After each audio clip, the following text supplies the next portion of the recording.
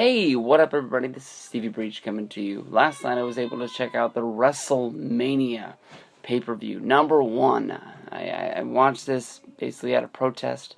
I have this on DVD as a part of my Wrestlemania box set, and I think it probably has as much dust on it than it does the day I bought it. I don't think I've ever sat down and watched the Wrestlemania pay-per-view since I was a tape trader back in the day and popped this sucker in thinking it was going to be a wrestling classic. What little did I know was this pay-per-view was bad. This basically has, three big moments to basically watch that you're going to remember. You got King Kong Bundy doing his squash win. You got Andre the Giant throwing the money into the crowd after he won the $15,000 body slam challenge.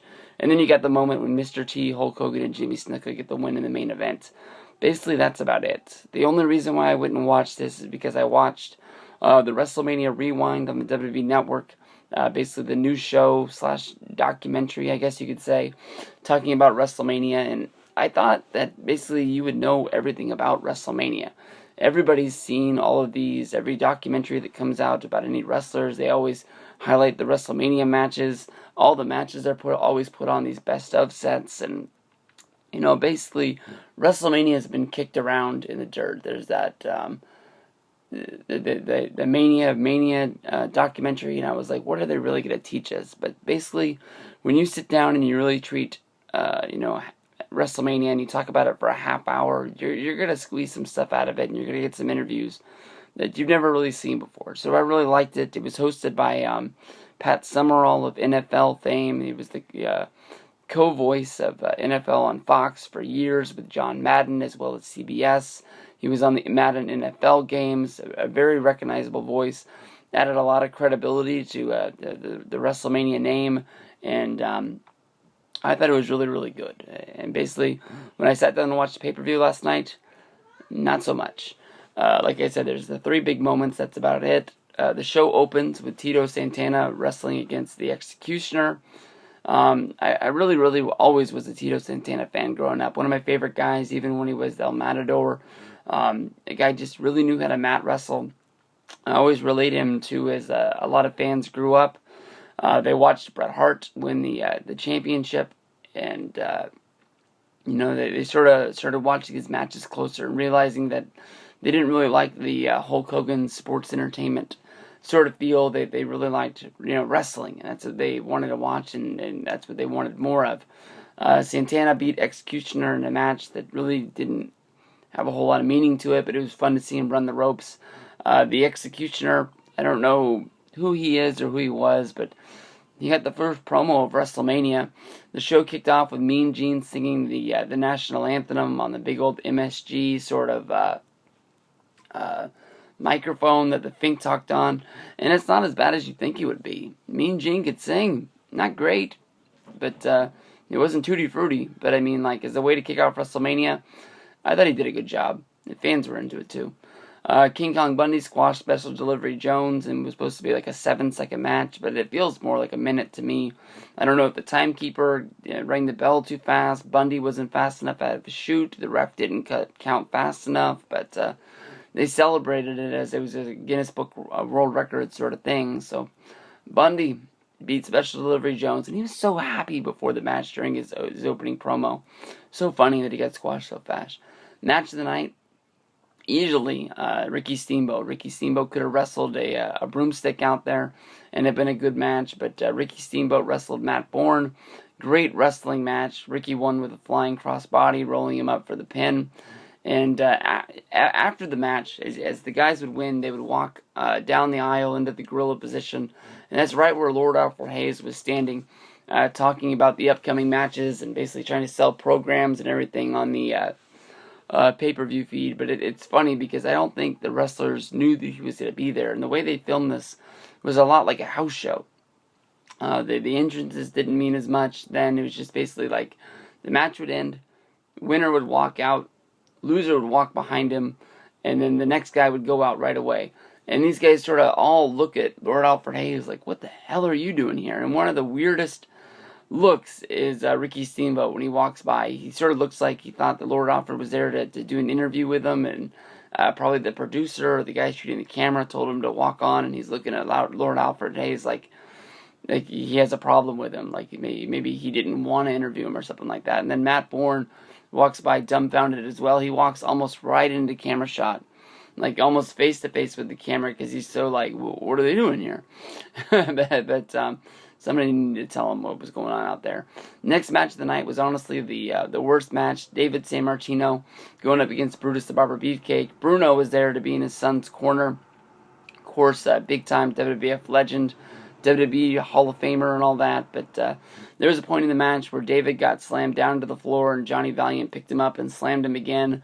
Bruno didn't like this, so he got in there and he started pushing and shoving, and next thing you know, all four guys were brawling around out there in the ring, and the ref threw out this match as a double disqualification with no winners. So, the fans were happy to see Bruno, a big-time legend there in MSG, so all was not lost.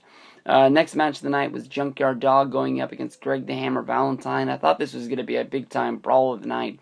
Everyone can remember the first Starrcade with Piper going up against Valentine in a dog collar match. And though it didn't really have that kind of a stipulation on it, this was just for the Intercontinental title. I really thought it was really, really, really good. Greg the Hammer Valentine, a big-time classic, legend. Held the Intercontinental title for so long, but, Junkyard Dog was the guy that really, really didn't need this title, but it really would have been a big-time exclamation point on his career. The only title he really ever won in the WWF was that fake King of the Ring sort of deal where I think he beat Harley Race, and he got to wear, the crown for just a little bit. Junkyard Dog won this by countout after actually losing the match. Valentine rolled him up for the 1, 2, 3. The Junkyard Dog, sort of was like in protest, like, hey, he had his feet on the ropes, and it shouldn't count. Tito Santana came out to make the save, telling the ref that Valentine had the feet on the ropes, and the match was finally restarted. Valentine just took the count out, though, and he was able to keep his title. Junkyard Dog got the win and celebrated as if he did win the big one. In the surprise of the night, Nikolai Volkov and the Iron Sheik wrestled against the U.S. Express, a big, huge, really, really over babyface tag team. U.S. Express was the original home of the Hulk Hogan, the Real American theme. It was kind of weird that they would lose this match here, but tag team champions changed hands. Nikolai and the Iron Sheik got the win. Freddie Blassie was all like, we won the big one. Yeah. Next match was one of the co-main events, Andre the Giant against Big John Studd. Neither of these guys liked each other in real life. We've come to know later on, so neither of them wanted to give. Big John Studd didn't want to lose to Andre. Andre didn't want to give Big John Studd anything. It was just a battle of who the best big guy in the WWF was, and Andre slammed Big John Studd. Of course, he grabbed the duffel bag full of money. If you were a wrestling fan back in the day, you've seen this duffel bag 1,000 times in the WWF merchandise bag or catalog as something that you wanted to get. Andre took 2 swipes of the money and started throwing it out to the crowd, giving it back. They treat $15,000 like it's $1 million these days. But Bobby Heenan runs up, grabs the money, and hightails it out of there. And Andre reaches out of the ring and grabs Big John Studd by the hair, and it looks like he's really about to pull him back into the ring by his hair. Finally lets go, and they hightail it out of there. I'm sure they had words about that in the back. Wendy Richter and Cyndi Lauper, they beat Leilani Kai for the women's championship. Nothing really big here except Cyndi Lauper was out there and they treated her like she was the biggest celebrity in the world. I guess she was big on MTV at the time, but it's kind of funny to look back now. I don't even know if they've ever put Cyndi Lauper in the Hall of Fame, but they always treat her like she, is worth $1 million. Hulk Hogan and Mr. T, with Jimmy Snuka in the corner, they wrestled against Roddy Piper and Paul Orndorff. Everybody in this ring had heat. Everybody hated each other. Hulkamania just wanted to run wild. Of course, everybody knows the spot where Bob Orton climbs up to the top to hit, I think it's Mr. T with the cast, and T moves out of the way. They knock out Orndorff, and they roll him up, and they get the big pin. Snuka goes off the top. It's kind of funny how Snuka and Cowboy Bob are involved in this match, but they didn't even get a match.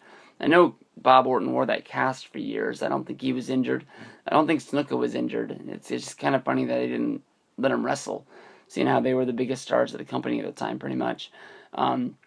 Hogan and T got the win. It's not really all that unexpected that they did. They would go on to have WrestleManias till today. And, it's kind of funny how big this has grown. You look out at the crowd of 19,000 people out there, and it's definitely not what it is today. But that was WrestleMania. Not great. Hopefully you don't have to sit through it, and peace out.